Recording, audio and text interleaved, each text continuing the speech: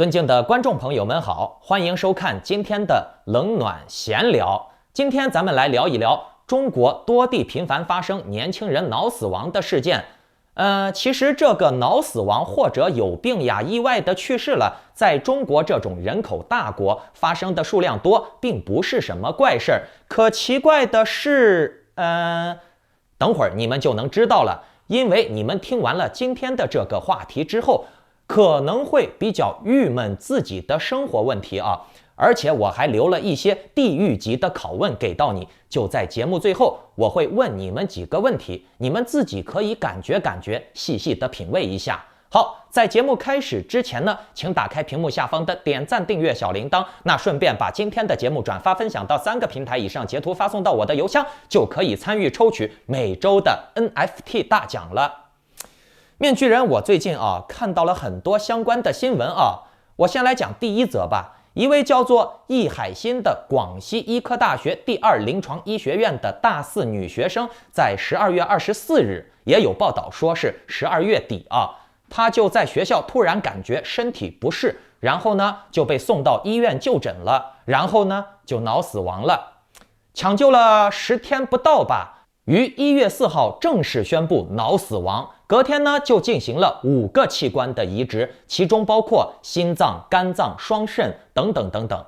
给大家讲一个知识器官移植必须是供体和受体同台进行的，可以是在同一个房间，也可以是不同的地区，但是中间间隔的时间不能太长。器官移出体内必须要迅速的连接到另外受体者的体内，否则呢，器官就会废掉。无法用什么冷藏冰冻之类的保存，比如心脏，你移出来了以后，你还得接着专门的机器去维持着它的跳动，1分1秒都不能停。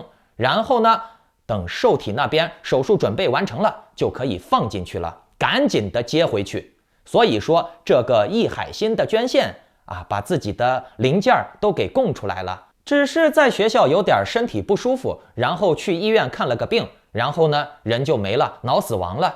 大家可以想象那个场景是1对5、1对6，一个人自己躺到那儿，然后一个一个把你的零件通的摘出来，装到别人身上。你说这人死了活了还不知道呢，还没死呢，说不定，反正是零件都没了。有些观众可能会说了，人都死了，人家心善嘛，给社会做贡献又怎么了嘛？证明人家好。行，那我再给大家念几个新闻如果你们觉得这只是偶然事件，他心善，他人好，他想给社会做贡献 ，OK 呀，没问题。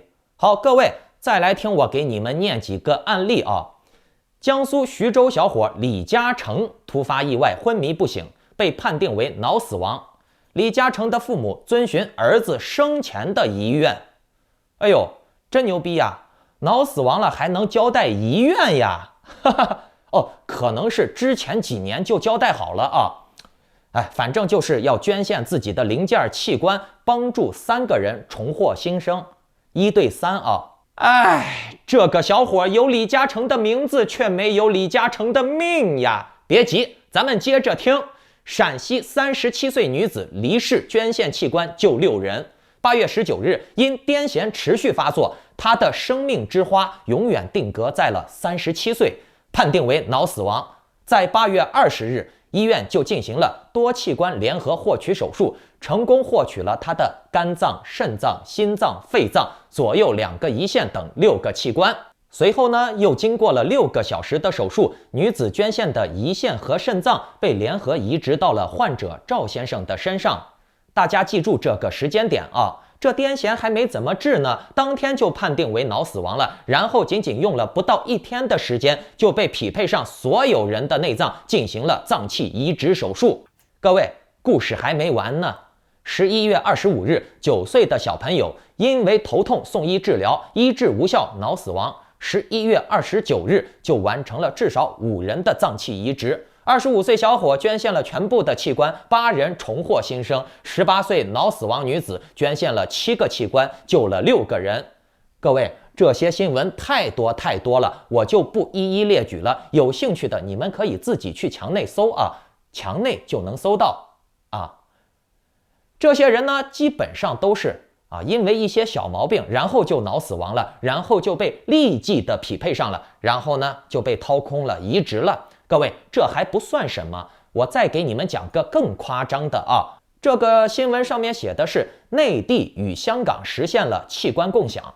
这个文章比较长，而且里面的内容比较敏感，在这里我就不多说了。总之呢，就是那个文章一会儿我把它的链接放在留言区，你们去看了以后，心里面可能会细思极恐。如果说没脑子没良心的人，看起来可能还觉得好笑。简单的来说呢，就是香港有一个刚出生41天的人，他的心脏有问题，需要换心脏。然后呢，中国这边就用了各种各样的行政力量、医疗资源大家共同努力，风雨同舟，齐力互助，千方百计的帮这个人找到了供体，给移植了。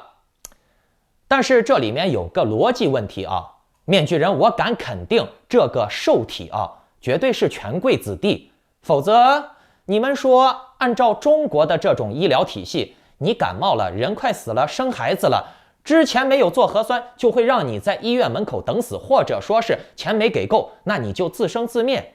在中国这种事情太多了，面具人我就觉得奇怪了中国政府天天号召老百姓勤俭节约，要为国家做贡献，但是却舍不得给你们喝好的奶、优质的水、正常的食物、好的空气，他却舍得费老大半天的周章去帮你弄一个器官去为你好。这个逻辑不太对吧？是不是？在这个国家，不管你医疗，不管你上学，不管你养老，你还能指望他给你换身上的零件吗？而且咱们还要想一个问题那就是出生仅仅只有41天的孩子的心脏，只要他需要，就有人移植过来了，就有供体了。那么被摘走的这个人需要多大的年龄呢？是不是也只有41天，或者是30天、50天？那这个孩子他经历了什么呢？是不是也是脑死亡？好，我给大家揭秘一下以上的这些配对大部分是通过一个叫做中国人体器官分配与共享计算机系统，简称 COTRS 的大数据库来匹配的。各位听懂了没？大数据匹配器官，这个问题想起来就可怕了我们都知道，移植手术的配对要求是很高的，极高的，需要很长时间的准备工作，还要去筛选各方面的身体指标，而且呢，人的身体状态也会在随时变化。你今天配上了，不代表你明天能配上；你这个月配上了，不代表你下个月还能配上。